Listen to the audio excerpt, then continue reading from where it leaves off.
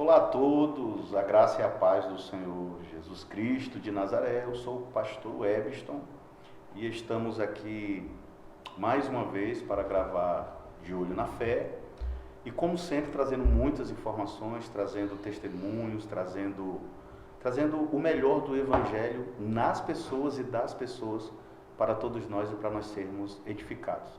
Eu quero compartilhar desde já um versículo com todos. Então fique atento no que o Senhor vai falar conosco no livro de Provérbios, capítulo de número 3, versículo de número 5, está escrito assim: confia no Senhor de todo o teu coração e não te estribes no teu próprio entendimento. Melhor é confiar no Senhor do que confiar na força do próprio intelecto. Confia no Senhor. O que os teus olhos veem, o que o ambiente te descreve, não revela de fato o que Deus tem determinado para você. Guarda essa palavra no teu coração. E hoje está aqui comigo meu amigo, meu irmão de infância, de adolescência, e deixamos de nos ver um tempo, e depois, quando eu vi, o homem estava servindo o reino, estava salvo, já missionário, e hoje muito conhecido por todo o seu papel desenvolvido para o reino e para a sociedade, porque hoje ele não é só um servo de Deus com a nomenclatura cristã, mas ele é um servo de Deus que serve também a pessoas através da área da medicina. Está aqui comigo, evangelista Marcelo Lopes. Satisfação demais. Eu nunca imaginei que isso poderia acontecer. Então, bom ter você aqui. Eu não posso falar tão bem de você quanto você mesmo, por tudo que Deus fez na sua vida e a pessoa que Deus levantou você para representar o reino e representar os moradores do reino, né? Então, vamos lá, Marcelo, com você. Bom ter você aqui. Obrigado, pastor Webster. É uma satisfação muito grande estar aqui. Muito obrigado pelo convite, né? Que todos os envolvidos aqui nesse podcast, né, De Olho na Fé, sejam ricamente abençoados. Quem vai acompanhar esse programa, né? Essa programação também, que Deus te abençoe. O testemunho é válido, sim, quando você fala, mas é tão bom quando você escuta alguém falar de você, né? É melhor a boa fama do que o melhor unguento, né? Mas tudo se resume na minha vida em ter dado o passo certo, que foi aceitar a Cristo como o único e suficiente Salvador. Estava perdido, estava sem esperança e sem saída. E me apresentaram a Jesus e minha vida mudou. 13 de agosto de 2009, numa quinta-feira à noite, foi quando eu decidi fazer a melhor coisa que eu já fiz. Invocou o nome do Senhor para a sua salvação. Para a salvação, me chamou pelo meu nome e estamos até aqui. Para a glória de Deus, como você disse, estamos servindo a Deus nesses 17 anos, evangelizando, ganhando almas. Já fiquei 5 anos desse tempo como missionário integral e nos últimos 12 anos tenho servido também através da psicologia, neuropsicologia, né, da ciência da saúde, também na área teológica, né, que a gente se formou em teologia, filosofia e psicologia. Fizemos 5 pós e agora também, novidade, estou me formando em fonoaudiólogo. Marcelo, nós nos conhecemos aí desde 96, acho 95 para frente, né? Isso. Meninões, estudando ali na antiga Luiza Carneiro Dantas, Cidade Nova. Sim. E nós passamos um bom tempo. Foi. Sem se ver. Foi. Cada um foi tomando suas decisões, sua vida.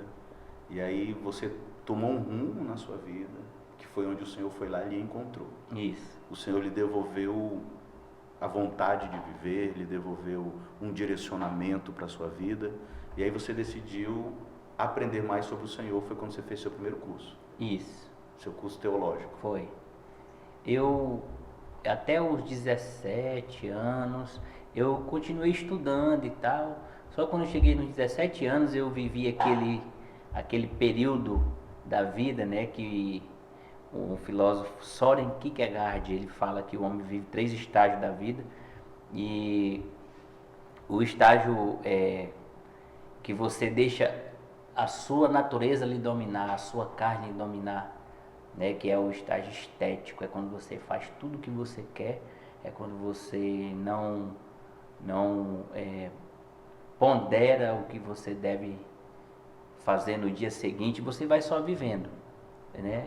Na linguagem cristã é entregue à carne mesmo, 100%. Então, aos 17 anos eu decidi parar de estudar e enveredei pelo caminho do crime e fiquei até os 21. E parece que foi pouco tempo, mas foi uma eternidade. Para quem sofre, é uma eternidade, né? Para a família, né? Para a família, né? Principalmente pai e mãe, né? E para a própria pessoa. Então, aí vai para as festas, e vai para as bebidas, e vai para o crime, vai para as drogas, e faz tudo que a alma deseja.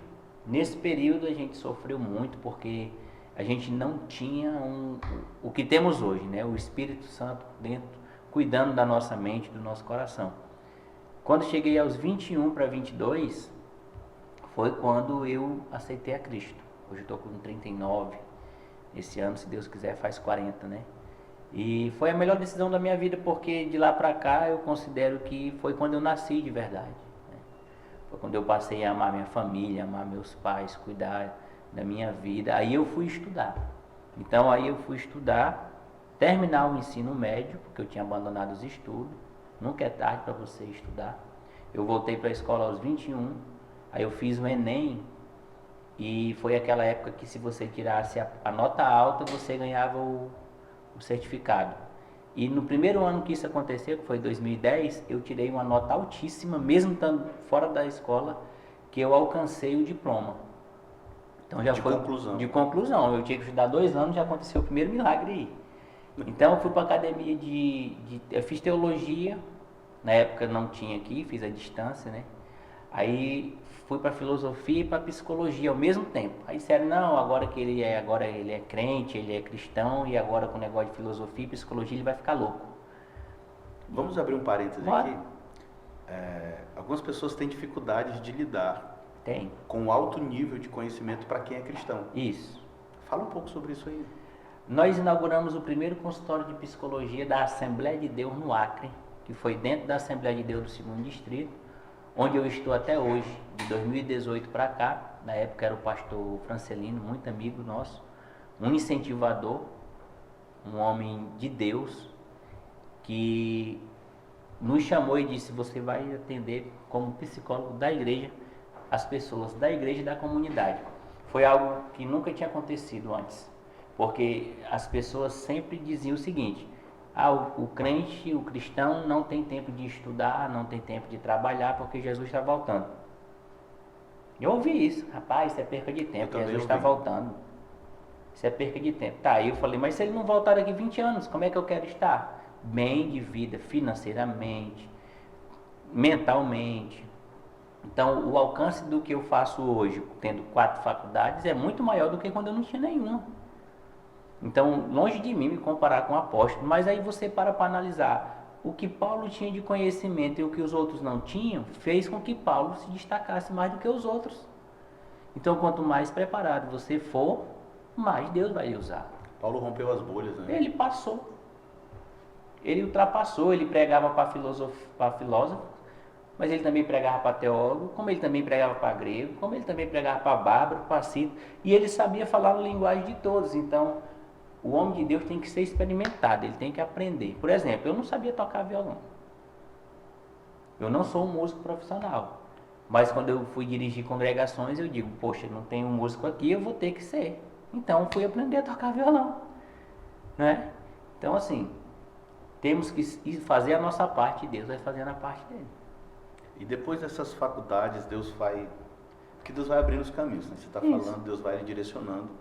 E agora você tem uma mentalidade do reino, com conhecimento humano, que eu acredito muito nisso, que o Senhor Deus, ele dá aos homens o seu espírito de sabedoria, que se une ao intelecto humano. Sim. E a partir disso, Deus desenvolve coisas tremendas, porque hoje você também, como teólogo, psicólogo, neuropsicólogo, e também hoje você atua na área das famílias, ajudando as famílias.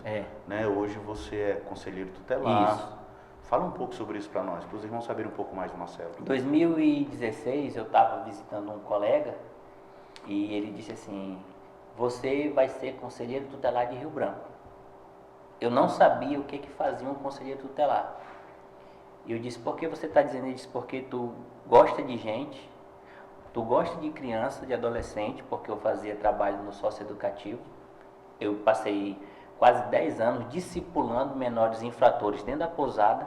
Chegamos em um evento batizar 26 deles lá dentro, né? Para a glória de Deus, nós ganhamos centenas deles, já sentenciados pelos homens. Eu lembro mas dessa época.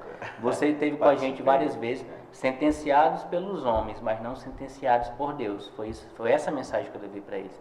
Se Deus fez na minha vida, por que não pode fazer na sua? E tinha muitos lá dentro que me conheciam. Quando eles me viram pregando a palavra de Deus, eles disseram, se Deus mudou a vida desse maluco, vai mudar a minha também. Né? Porque eles sabiam do que eu era, quem eu era, o velho homem. Então, o testemunho foi avançando e a gente foi estudando e foi trabalhando e a gente foi alcançando esses lugares. Então, em 2016, esse amigo profetizou, né? Ele disse, você vai ser conselheiro tutelar. E eu fui estudar. Como é que você é um conselheiro? Você tem que entender das leis, você tem que passar numa prova de várias leis, você tem que ter um nome limpo, ficha limpa, não ser corrupto, não ter condenações, ser aprovado na prova e pela sociedade na questão documental. E o mais fácil que eu digo para quem nunca foi candidato, seja ser eleito. É muito fácil ser eleito. Você precisa convencer as pessoas através da sua vida. Se a sua vida convencê-las, é fácil.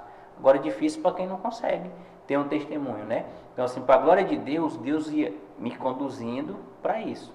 A gente foi lançado candidato em 2023 e fomos eleitos. Eu sabia que eu ia ser eleito pelo histórico do trabalho e pela rede de pessoas ao meu redor.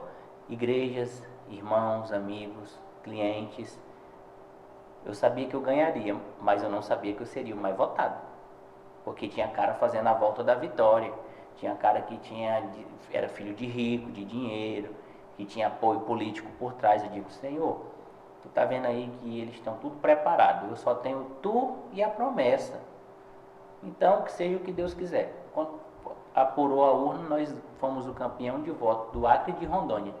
Porque eu fui mais votado, tanto do estado do Acre como comparado ao estado de Rondônia. Estamos num mandato que só acaba dia 10 de janeiro de 2028. Então, eu sou conselheiro tutelar de Rio Branco, responsável, junto com o meu colegiado, por todo o 2º distrito de Rio Branco, incluindo zona rural. Quantos votos, Marcelo? Para ser conselheiro, você tirou eu tirei 1000 votos numa eleição que não é obrigatório votar. Eu ia falar agora, lembrando que não tem uma obrigatoriedade. Não tem obrigatoriedade. Deveria, que eu vejo que o conselheiro tutelar ele tem um cargo mais nobre do que muitos políticos. Fala sobre o papel do conselheiro. O conselheiro tutelar é o linha de frente para combater a violência contra criança e adolescente. Só para você ter uma ideia, o Norte é campeão em gravidez na adolescência. E essas gravidez de adolescência são todas estupros. Todas estupros, tá? Não tem um adolescente que não foi estuprado. Menor de 14 anos, estupro de vulnerável. Dentro da própria casa.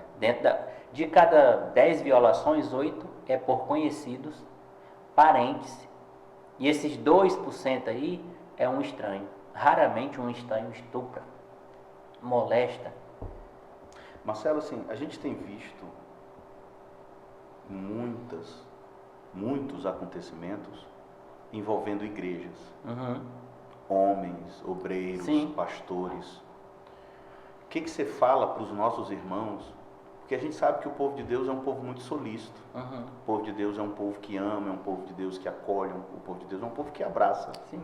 Mas como também, como servo de Deus, evangelista, ministro do evangelho e conselheiro tutelar, que conselho você daria para essas famílias que acolhem, que dão, né, essa liberdade? Direciona esse povo aí, Marcelo. Se um pai é capaz de estuprar a própria filha, porque o irmão da igreja que você confia tanto não pode ser? Nós temos casos recentes de uma criança que foi estuprada no banheiro da igreja. Se eu não me engano, foi em Minas Gerais. A lei diz o seguinte, o ECA diz o seguinte: toda instituição coletiva, seja igreja, escola, quem não sabia vai ficar sabendo agora, que trata cuida de crianças e adolescentes, no seu quadro de funcionário ou de obreiros, deve ter uma lista de antecedentes criminais de quem trabalha com eles. É claro que o cara pode cometer um crime de hoje para frente, mas é muito mais difícil. Se vai trabalhar com criança, tem que ter antecedente criminal. Essa é a lei. É a lei, né? Isso é a lei. Não é um conselho, é a lei. É a lei. Então você que tem igreja, tem um grupo lá que trabalha com criança, todos têm que ter antecedentes criminais, nada consta, e você tem que atualizar essa lista de 6 em 6 meses. É a lei. Se chegar uma fiscalização lá na igreja tal, na escola tal, e disser assim, cadê a lista de quem trabalha com criança, com todos os antecedentes criminais, nada consta. Se você não tiver, você pode ser multado, afastado do cargo, ser penalizado na forma da lei. Então, assim, veja bem, o homem é capaz de fazer coisas que até o diabo duvida. Quando Paulo disse assim, não deis lugar ao diabo, ele sabia o que ele estava dizendo. Então, às vezes não, 80% dos abusos é de onde menos se espera. Então, coisas que você não pode deixar a criança fazer, dormir na casa de estranho. Não pode, não até deixa. De conhecido. Nem. O lugar dos filhos é com os pais. Você só se aparta do seu filho se você estiver morrendo. Aí você tira dele daqui para ele não morrer junto. Se não, dentro de casa. Dentro de casa. Se tem a menina, o menino, faz um quarto para o menino, um quarto para a menina. Põe ali. Não deixa seu filho com estranho. Não deixa aquelas pessoas que ficam... Você percebe que tem gente que ama a criança, mas não fica pegando em criança. Não fica beijando, não fica tocando, não fica dando presentinho. Porque a gente tem que ficar esperto, porque os pedófilos eles são assim. Tem que ter um discernimento. Tem que ter um discernimento. Porque senão você acredita que pode virar uma espécie a pessoa vai ficar enclausurada por causa disso? Não é disso que a gente está falando. Literalmente o que a gente está falando é o seguinte, se eu tenho filhos menores de idade, por que eu vou deixar eles ir dormir na casa do fulano? Qual é o propósito disso? O lugar do meu filho dormir é na minha casa. A diversão tem que estar sobre os meus olhos. Isso é uma coisa. Não é ficar paranoico, né? Todo mundo estuprador e pedófilo. Não é isso. Mas, depois que acontece, não reverte. Eu atendo mulheres de 40, de 50, de 60, de 70 anos que foram abusadas quando eu tinha 5 anos de idade e a vida delas nunca alinhou naquilo que elas quiseram. O trauma fica... Eu conheci uma que estava no 5º casamento e eu descobri que o problema dela não era ser ninfomaníaca. Ela não era viciada em sexo e ela não era viciada em trocar de homem. Mas ela foi abusada pelo avô. O próprio avô a abusou sexualmente. Aí ela foi abusada por um primo. Aí ela foi para a rua e foi abusada por um homem. Aí ela chegou em casa e contou para o pai. O pai foi lá e fez ela casar com o estuprador. Então ela estava no 5º casamento, por quê? Porque ela projetava em todos os homens aquele estupro que ela recebeu aos 5 anos de idade. Psicanálise, amigo. Podem até não gostar, mas a psicanálise ela é verdadeira.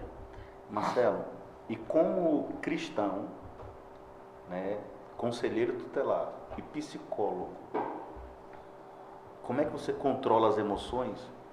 Assim, eu não estou falando de misturar, mas você tem que conter. Porque Sim. Tem casos que emocionalmente afeta, impacta. Meu Deus. E como servo de Deus, né?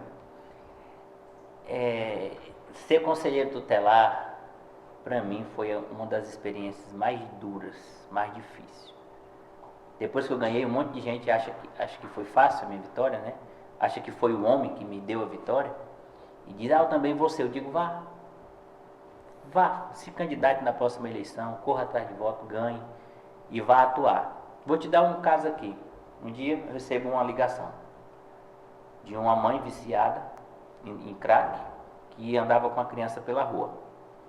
E aí deram mais ou menos o endereço. E eu fui. Quando eu cheguei lá, era horário de meio-dia. Eu dou de cara com a mulher no meio da rua. Ela estava tão cheia de crack que ela vinha só com a parte de baixo da roupa, com o esteio de fora, andando no meio da rua. Meio-dia. E quando eu vi ela, eu chamei pelo nome da denúncia e ela respondeu. Eu falei, é ela. Eu falei, cadê a criança? Ela disse, tá ali. Aí eu fui na casa, cheguei lá numa casa assim, meio que abandonada, tinha um bebezinho dentro da rede, com 28 dias. E ela saía a madrugada todinha com aquele bebezinho no braço, se prostituindo por uma pedra de crack. Entendeu? Isso é uma imagem que nunca saiu da minha cabeça. Foi dos primeiros casos. Como teve caso de criança que a mãe vendeu por R$5 para comprar uma pedra de crack. Como tem os casos dos pais que abusaram das filhas, dos tios que abusaram dos sobrinhos, dos avós que... É só coisa pesada. Ali dentro daquele complexo, né? Na minha opinião, de cristão, né? Na minha opinião, só Deus para lhe sustentar. Porque quando tu se depara com uma situação dessas, às vezes tu esquece até que é cristão. Porque a natureza humana diz assim, quer poxa, falar. se eu pudesse resolver isso aqui de outra forma, eu imagino uma criança estuprada, ser abusada, assim. Você que é pai, a gente não consegue nem imaginar se alguém fizesse alguma coisa com nossos filhos, né? Então, assim, tem vários conselheiros, não só aqui, por aqui, mas do Brasil todo, que afastaram-se dos cargos, que pediram exoneração, outros que adoeceram psicologicamente, porque se tem um crime que causa repulsa em toda a sociedade, é o crime contra a criança e adolescente. Marcelo, a gente está caminhando para o final, né? Falamos muito e quando o papo é bom, quando passa rápido. A conversa é boa, passa rápido. Mas eu vou deixar você nas suas palavras finais, você e os nossos irmãos, o povo que vai assistir. Amém. Eu vou deixar aqui um versículo da palavra de Deus, que é Eclesiastes capítulo 3, no versículo de número 1. Tudo tem o seu tempo determinado e há tempo para todo o propósito debaixo do céu. Tudo há um tempo para acontecer nas nossas vidas. Por mais que a gente planeje, devemos planejar, por mais que a gente invista, devemos investir. Mas as coisas só vão acontecer debaixo do propósito de Deus. O propósito de Deus, ele é perfeito. Eu me lembro quando eu aceitei a Cristo, eu estava falido financeiramente e eu bati em tantas portas e nenhuma se abriu. E aí eu bati na porta do lixão que tem ali na BR-364. Eu digo, eu vou pedir um emprego lá no lixão porque talvez lá me aceitem. E eu fui para uma entrevista com mais quase 10 pessoas, só eu fui reprovado. E aí eu vinha dentro do ônibus pensando, eu não sirvo nem para trabalhar num lixão. Que para mim é um trabalho digno. As pessoas chamam de reciclagem. Não, é lixão, é trabalhar com lixo. Eu foi negado para mim uma vaga para trabalhar no lixão. Mas quando eu cheguei em casa eu disse, eu vou estudar a Bíblia e eu vou estudar secularmente, que Deus vai mudar a minha história. E graças a Deus meu pai faleceu faz 5 anos. E eu consegui cumprir os propósitos que o meu pai tinha e que eu tinha para a minha vida. E ele morreu em paz. Então, firme no propósito do Senhor. Toda a glória do homem passa, mas a glória de Deus não passa. Para a gente encerrar, finalizo em tudo isso que o Marcelo falou, que nós conversamos com uma oração. Se você puder fechar os seus olhos onde você está. Deus, nós te louvamos, Senhor, e nós te engrandecemos. E que todo esse conteúdo que foi gerado, ele não seja um conteúdo disperso para aqueles que vão ouvir, mas que eles compartilhem, que eles absorvam, que tudo que foi dito sobre o testemunho pessoal, sobre o profissional e sobre os alertas de tantas coisas que têm acontecido, o Senhor venha trazer esse despertamento para o seu povo. Que o Senhor abençoe, que o Senhor prospere as obras das mãos de todos, que o Senhor se faça presente em seus ciclos, em sua casa, no meio de sua parentela e família, e pelo nome de Jesus. Nós cremos que somos ouvidos e juntos digamos amém. Amém. Que na paz Deus abençoe.